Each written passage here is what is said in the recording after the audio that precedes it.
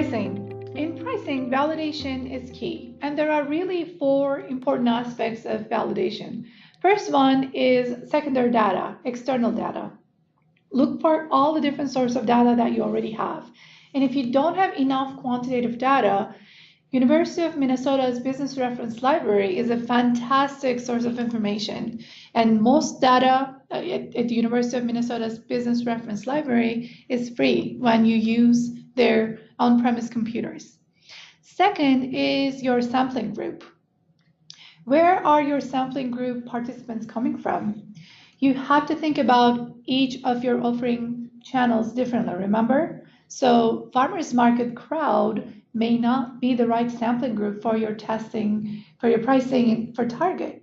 Make sure that your sampling group truly reflects the customers of your target channel segments.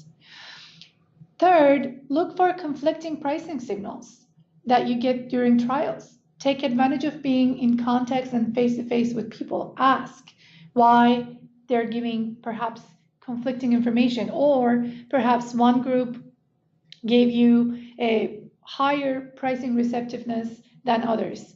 Dig deeper, ask why. And finally, study your early sales numbers.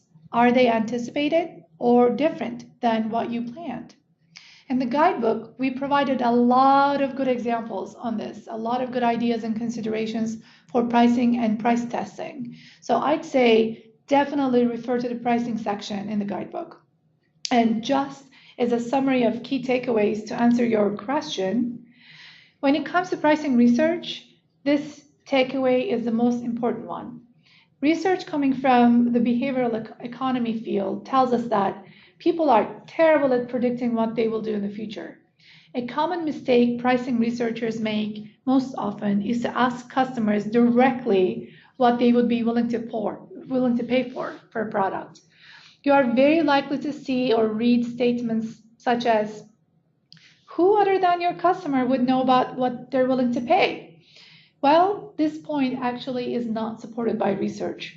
When you ask directly, human beings are terrible at guessing what they will likely do in the future. So one of our experts who contributed to this guidebook is Carly White from General Mills. And she said the same. She said, never ask for price directly. The best way to learn about people's willingness to pay for premium is to give them a budget to spend and then learn about the reasons behind their decisions. And we really support that school of thought.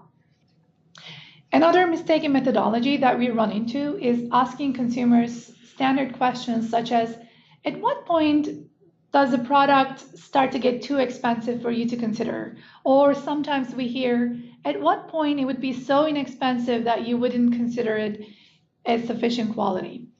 These researchers aim to get to a pricing window by doing so. However, this way of price testing doesn't sufficiently stimulate a purchasing decision. Therefore, it should also be omitted.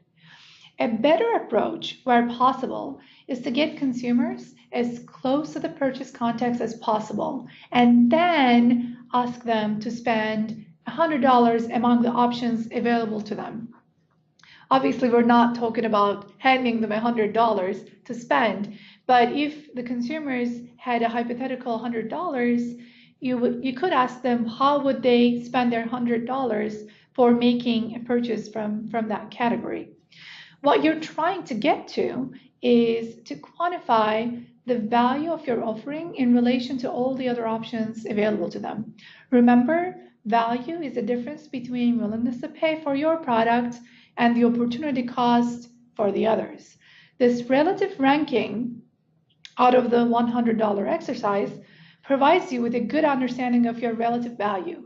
Once you understand the relative value, then you can individually ask customers to choose from the purchase likelihood statements on the slide and repeat the exercise as many times as possible.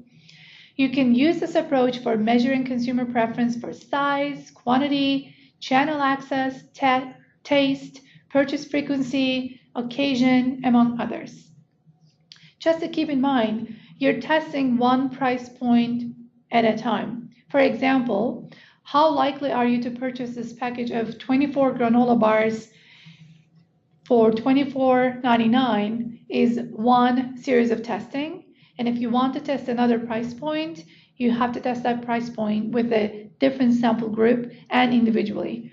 One last point, do not trust on focus groups for price testing, because groupthink and influencing the overall group and anchoring the overall group at a price point doesn't give you valuable information, because every single one of these purchases are made in context and by the purchaser himself. So focus groups do not help with pricing research at all. So keep that in mind. The occasion is also really, really important. And we created a whole food for thought section on that. Another thing Carly White was talking about during our research process is that she said, it's important to ask people, when do you see yourself consuming this product? People generally know when they won't eat something, she said. And she's right. Brands are increasingly shifting towards reimagining the way they develop new food offerings. And that's mostly based on consumption occasion. Your package count, number of units in the package style, distribution, promotion strategies might vary significantly based on your consumer's response. Earlier, we were talking about the yogurt example from just this morning, right? Generally, product offerings for immediate consumption can be priced at a premium than products that are purchased for later consumption. And the occasion of consumption gives you a lot of opportunities to create price discrimination and improve your margins.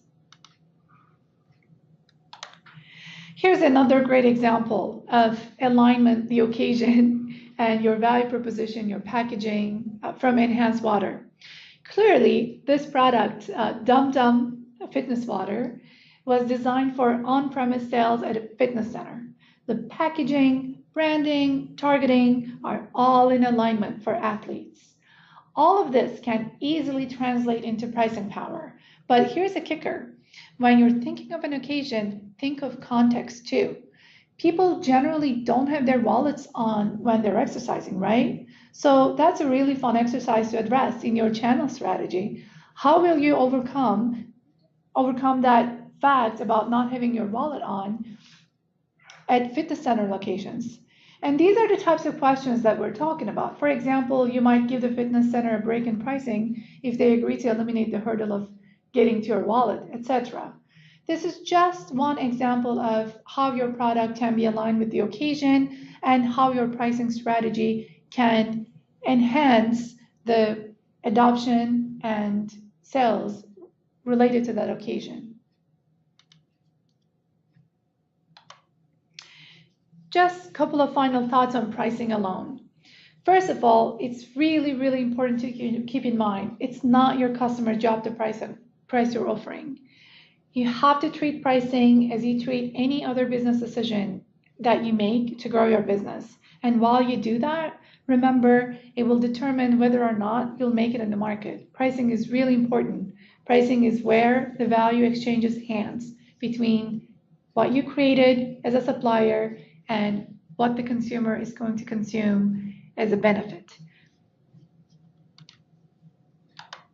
And the second is that don't rely too strongly on your competitors' pricing. They might have it wrong too. Just get super familiar with the overall category and carve out a niche.